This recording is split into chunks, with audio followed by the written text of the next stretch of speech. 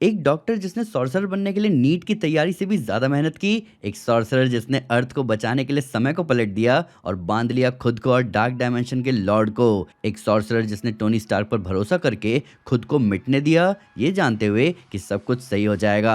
Doctor strange अभी तक Marvel cinematic universe के सबसे इंपॉर्टेंट कैरेक्टर्स में से एक है, एक सॉर्सरर जिसका काम है अर्थ को मिस्टिकल और दूसरे डायमेंशन की प्रॉब्लम से बचा के रखना। पर क्या होगा अगर मैं आपको बताऊं कि मल्टीवर्स की बर्बादी के लिए रिस्पॉन्सिबल भी डॉक्टर स्ट्रेंज ही है। रियलिटी ये है कि मार्वल सिनेमैटिक यूनिवर्स यानी एमसीयू का डॉक्टर स्ट्रेंज एक पॉइंट के बाद सेवियर से ज्यादा डिस्ट्रॉयर बन चुका है। और मैं ये बात आपको यूं ही नहीं बोल रहा, एमसीयू में कई ऐसे मोमेंट्स हैं जिनको अगर आप एक साथ लाइन अप करोगे तो आपको बहुत क्लियरली समझ आ जाएगा कि क्यों रीड रिचर्ड्स ने कहा था कि मल्टीवर्स के लिए सबसे बड़ा खतरा डॉक्टर स्ट्रेंज ही है। अब सच्चाई ये है कि डॉक्टर स्ट्रेंज 838 के रीड रिचर्ड्स के ऐसा कहने से पहले से ही बहुत बर्बादी मचा चुका है। मैं बात कर रहा हूँ पहली डॉक्टर स्ट्रेंज मूवी की, जहाँ पर डॉक्टर स्ट्रेंज ने टाइम स्टोन का यूज करके मरे हुए लोगों को जिंदा किया और डोरमामू को आने से रोका।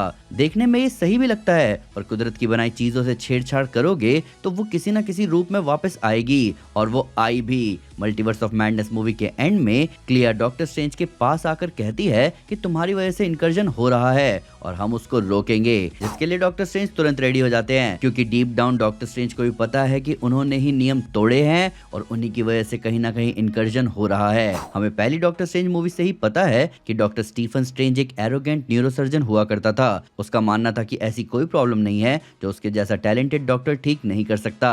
अब बेशक ये एरोगेंस पहली डॉक्टर स्ट्रेंज मूवी में हमें खत्म होता हुआ दिखा था, पर सही बात कही जाए तो ये एरोगेंस ट्रांसफॉर्म हो चुका है लापरवाही में। हमें इसकी पहली भयानक झलक एवेंजर्स एंड गेम में दिखी, जहां बेशक इन्फिनिटी वॉर में डॉक्टर स्ट्रेंज ने सब सेटअप करने के लिए टाइम स्टोन थैनोस को देकर गायब हो गए, पर उसके बाद जो back to back time travelling हुई उसकी वजह से दूसरी टाइमलाइन के तार मेन मार्वल सिनेमैटिक यूनिवर्स में जुड़ गए, जहां 2014 की गमोरा इस टाइमलाइन में आकर रहने लगी, जहां स्टीव रॉजर्स टाइम में पीछे चले गए पेगी के साथ रहने, और इसी टाइम के साथ छेड़खानी ने कहीं ना कहीं इनकर्जन ट्रिगर किया। इतना कम लगे तो डॉक्टर स्ट्रेंज ने स्पाइडरमैन नो वे होम में, जहां बात सिर्फ एक बंदे के कॉलेज एडमिशन की थी, ना कि कोई यूनिवर्स एंडिंग सिचुएशन, वहां इस सॉर्सरर ने बिना सोचे समझे एक ऐसा स्पेल कास्ट किया जिसकी वजह से ना सिर्फ रियलिटी में क्रैक्स आए बल्कि अलग अलग यूनिवर्स से लोग अर्थ 616 में आए।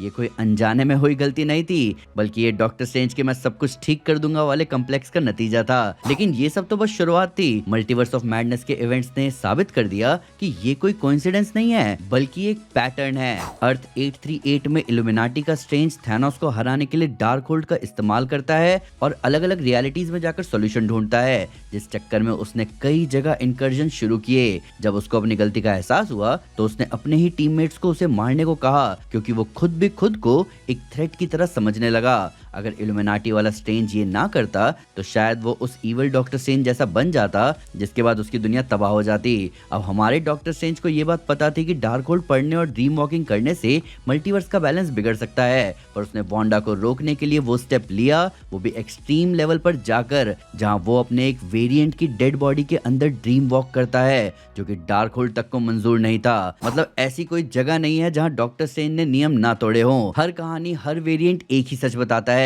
कि डॉक्टर स्ट्रेंज अपने बेस्ट इंटेंशंस के बावजूद भी मल्टीवर्स के लिए एक चलता फिरता टाइम बॉम्ब है। मैं यहाँ सिनिस्टर स्ट्रेंज की नहीं बल्कि अपने अच्छे डॉक्टर स्ट्रेंज के फैसलों की बात कर रहा हूँ। मॉर्डो ने पहली डॉक्टर स्ट्रेंज मूवी में कहा था कि बिल ऑलवेज कम्स ड्यू, यानी कि उसको कभी ना कभी इन रूल्स को तोड़ने की कीमत चुकानी पड़ेगी। अब जैसे अर्थ 838 के इल्यूमिनाटी स्ट्रेंज ने अपनी जान देकर कीमत चुकाई, वैसे ही अर्थ 616 का डॉक्टर स्ट्रेंज ये कीमत चुकाएगा ब्लैक प्रीस्ट बनकर। कॉमिक्स में ब्लैक प्रीस्ट नाम का एक ग्रुप होता है जो इनकर्जन को काउंटर करने के लिए इनकर्जन पॉइंट पर दो में से किसी एक अर्थ को खत्म कर देते हैं ताकि दूसरा अर्थ बच सके।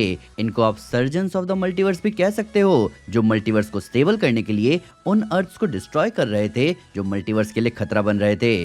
डॉक्टर स्ट्रेंज का क्लिया के साथ जाना एक हिंट है कि अब वो एक ऐसे रास्ते पर जा रहे हैं जहां वो अब ना सिर्फ अपने एक्शंस बल्कि अपने वेरिएंट्स के एक्शंस की भरपाई भी करेंगे, एक ऐसे रोल को अपनाकर जो मल्टीवर्स में बैलेंस लाए। अब वो एक प्रोटेक्टर नहीं बल्कि एक जज बनेंगे जो कि फैसला करेगा कि कौन सा यूनिवर्स जिएगा और कौन सा मरेगा। डॉक्टर स्ट्रेंज अपने ब्लैक प्रीस्ट फॉर्म में अपने आप को उस बीइंग के रूप में देखेंगे जो वो मुश्किल फैसले ले सकता है, जो फैसले लेना किसी अच्छे से अच्छे हीरो के भी बस की बात नहीं है। जिसके बाद डॉक्टर स्ट्रेंज कहलाएंगे डिस्ट्रॉयर ऑफ द मल्टीवर्स। पर क्या ये ब्लैक प्रीस्ट वाला आर्क ही अंत होगा डॉक्टर स्ट्रेंज की कहानी का? मुझे ऐसा नहीं लगता, क्योंकि हमें पता है कि तीसरी डॉक्टर स्ट्रेंज मूवी पर भी काम चल रहा है जिसका प्रेमिस होगा इनकर्जन। क्योंकि मल्टीवर्स ऑफ मैडनेस के एंड में हमने देखा था कि डॉक्टर स्ट्रेंज क्लिया के साथ डार्क डायमेंशन में जाते हैं क्योंकि उनकी वजह से इनकर्जन हो रहा था। लेकिन हमें यह भी पता है कि डॉक्टर स्ट्रेंज की तीसरी मूवी एवेंजर्स डूम्सडे से पहले नहीं आ रही, बल्कि वो एवेंजर्स डूम्सडे और सीक्रेट वॉर्स के बीच में आएगी। जैसे हमें इन्फिनिटी वॉर और एंड गेम के बीच में एंटमैन द वॉस्प और कैप्टन मार्वल मूवीज दिखे थे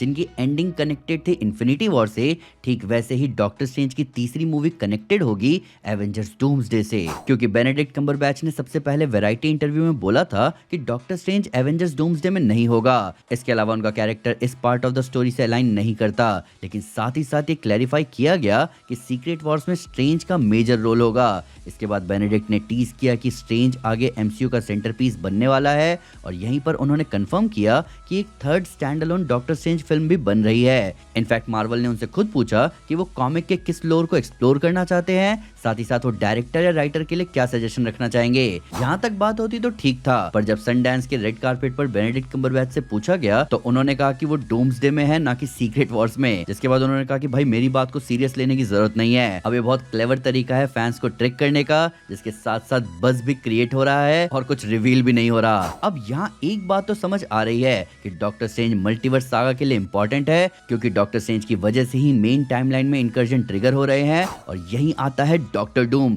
जो कि ब्लैक प्रीस्ट डॉक्टर स्ट्रेंज को इस पूरी बर्बादी के लिए रिस्पॉन्सिबल बताते हुए उसे अपने साथ करेगा, ये कहते हुए कि अब इस प्रॉब्लम का सोल्यूशन उसके साथ मिलकर ही निकाला जा सकता है। डॉक्टर स्ट्रेंज का लीड कंसेप्ट आर्ट में डॉक्टर डूम के साथ खड़ा रहना ना सिर्फ उनकी स्टोरी की कॉमिक एक्यूरेसी की तरफ इशारा था, बल्कि हमारे लिए एक बहुत बड़ा स्पॉइलर भी। अब जिन्होंने कॉमिक्स पढ़ी है उन्हें तो पता होगा, पर जिन्होंने नहीं पढ़ा उनके लिए बता दो कि सीक्रेट वॉर्स इशू 4 में डॉक्टर स्ट्रेंज फाइनली रिवील करता है कि वो डॉक्टर डूम के तरीकों से खुश नहीं था। वो सिर्फ इसलिए डॉक्टर डूम के साथ कोऑपरेट कर रहा था और उसका साथ दे रहा था क्योंकि डॉक्टर डूम के पास प्लान था बियॉन्डर्स को खत्म करने का, जो उसने किया भी। डॉक्टर स्ट्रेंज कॉमिक्स के जैसे ही एवेंजर्स, एक्समैन और फैंटास्टिक फोर की मदद करेगा और डॉक्टर डूम के हाथों मारा जाएगा, क्योंकि डूम के बैटल वर्ल्ड में जो उसके खिलाफ है उसका अंत डेथ है, जैसे सुप्रीम स्ट्रेंज का हुआ था। पर चिंता की बात नहीं है, हम सब जानते हैं रीसेट होने वाला है जिसमें हमारे फेवरेट सुपर हीरोज वापस जरूर आ जाएंगे। पर ये एक ट्रैजिक आयरनी है कि डॉक्टर स्ट्रेंज को मल्टीवर्स का डिस्ट्रॉयर बोला जा रहा होगा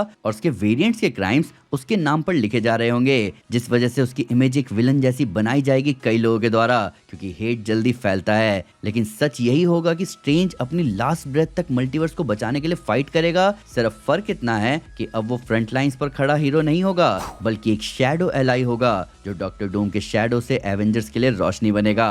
हो सकता है कि मल्टीवर्स को बचाने का आखिरी रास्ता यही हो कि doctor strange God emperor Doom के साथ साथ खुद को भी हमेशा के लिए मिटा दे। दुनिया उसे एक विलन के रूप में याद रखेगी, लेकिन असल में वो ही असली हीरो होगा जिसने सबको बचाने के लिए सबसे बड़ी कीमत चुकाई। और इसी डबल रोल के साथ स्ट्रेंज का सीक्रेट वॉर्स आर्क कंप्लीट होगा। टोनी स्टार्क के बाद डॉक्टर स्ट्रेंज का ही कैरेक्टर अभी एमसीयू में मौजूद है, जो सबसे ज्यादा लेयर्ड, सबसे ज्यादा ट्रैजिक और सबसे ज्यादा पावरफुल है। तो डॉक्टर स्ट्रेंज का सेटअप बेशक एक डिस्ट्रॉयर की तरह हो रहा है, पर मोस्ट प्रोबेबली अंत में वो सेवियर ही बनेगा। पर आप मुझे बताओ कि आपका डॉक्टर स्ट्रेंज के डिस्ट्रॉयर बनने के ऊपर क्या कहना है? क्या ये पूरी मल्टीवर्स की बर्बादी डॉक्टर स्ट्रेंज की वजह से हो रही है? क्या डॉक्टर डूम स्ट्रेंज को यूज करेगा? और क्या डॉक्टर स्ट्रेंज हमें डूम्सडे में किसी भी रोल में दिखेंगे? आइए कमेंट्स में इन सब के बारे में बात करें। वीडियो अच्छी लगे तो लाइक जरूर करें और चैनल को सब्सक्राइब करना ना भूलें। साथ ही साथ एक स्टेप आगे आकर अपने फेवरेट चैनल को सपोर्ट करें मेंबरशिप लेकर। Thank you guys, this is Aman Sinha and you are super super.